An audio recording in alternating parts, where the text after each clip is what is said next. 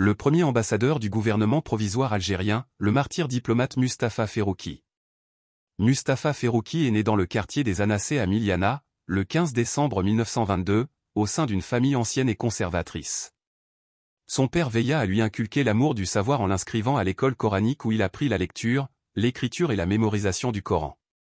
À l'âge de 6 ans, il rejoignit l'école primaire Moubourguet ou aujourd'hui école Larbi Tébessi, puis en 1936 il fut admis à l'école primaire supérieure réservée aux Européens, où il étudia 4 ans.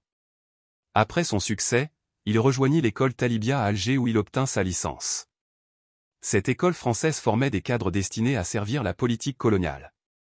Il poursuivit ensuite ses études au lycée Bugeaud, actuel lycée Émir Abdelkader, et décrocha le baccalauréat, ce qui lui permit d'entreprendre des études universitaires en sciences juridiques et en droit islamique. Il adhéra très tôt aux scouts musulmans algériens, au sein de la troupe Ibn Khaldoun de Miliana, fondée par Sadek El Foul et Mohamed Bourras après les festivités du centenaire de l'occupation de l'Algérie en 1930. C'est dans ce cadre qu'il s'imprégna des idées nationalistes et de l'esprit révolutionnaire, forgeant sa personnalité et son amour pour la patrie. Ses compagnons témoignaient de sa piété, de sa moralité élevée, de son intelligence, de sa vaste culture et de sa générosité héritée de ses ancêtres. Toujours disponible pour aider ses camarades, il entretenait de solides relations avec ses amis et militants. Activité politique et militante.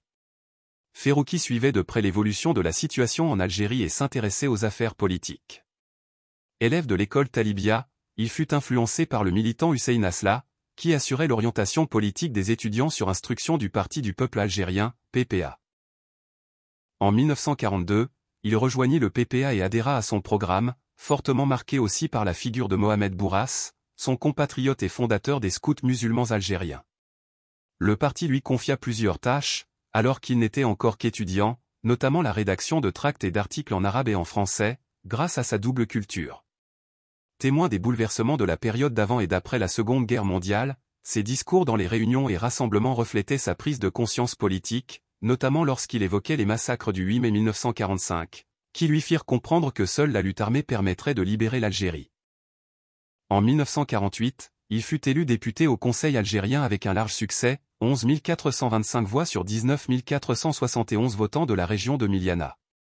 Ce mandat, 1948-1954, lui permit de défendre la cause algérienne, malgré les obstacles et les moqueries des élus français. Il dénonça la fraude électorale, le clientélisme, la répression policière, la torture, les conditions inhumaines des détenus politiques, les inégalités sociales, et défendit les droits religieux et sociaux des musulmans algériens. En 1951, il participa à la création du Front algérien pour la défense des libertés et leur respect. En 1952, il intégra le comité central, puis devint membre du bureau politique en 1953, chargé des relations avec les personnalités, les organisations et les autorités. En 1949, il se rendit en France avec Chawki Mostafaï et Larbi Dehemaï El Atros pour tenter de résoudre la crise berbériste et réorganiser les sections du parti. Il représenta le PPA-MTLD dans des conférences internationales et participa à des rencontres diplomatiques, notamment à Paris, où il se rendit à l'ambassade soviétique en 1953 pour présenter les condoléances du parti à la suite du décès de Staline. Il créa le journal Sohel Jazaïr, La Voix de l'Algérie, en 1953, outil de mobilisation nationale, qui fut saisi par l'administration coloniale après le déclenchement de la Révolution. Arrêté le 22 décembre 1954, il fut emprisonné à Barberousse durant 6 mois, puis assigné à résidence à Miliana sous surveillance. Engagement révolutionnaire et mission diplomatique. En 1956, il rejoignit la Révolution, échappant à la traque des services coloniaux et aux menaces de L, organisation de la Main Rouge. Il parvint à quitter clandestinement l'Algérie pour la France, puis gagna l'Italie et enfin Tunis, où il rejoignit la fédération du FLN. Il fut nommé au ministère de l'Intérieur de la GPRA sous la direction de Lagdar Ben Tobal, chargé de la coordination administrative et des relations diplomatiques. Il accompagna l'équipe de football du FLN en tournée en Chine et au Vietnam en 1959, contribuant à renforcer l'image de la Révolution à travers le sport. Ho Chi Minh lui-même les reçut et le ministre vietnamien des Affaires étrangères déclara : « Nous avons vaincu la France, vous nous avez vaincus, donc vous vaincrez la France. » Ces qualités diplomatiques valurent à Mustapha Ferruki d'être nommé premier chef de la mission diplomatique algérienne en Chine populaire. Mais le 17 août 1960, alors qu'il se rendait à Pékin via Kiev avec sa famille, l'avion soviétique Ilyushin-18 s'écrasa près de Kiev, en Ukraine.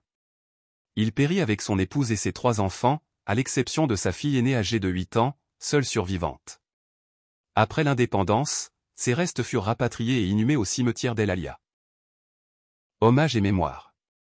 Son corps et celui de sa famille furent d'abord transférés à Tunis, où des funérailles solennelles furent organisées en présence de la GPRA et du gouvernement tunisien. De nombreux télés.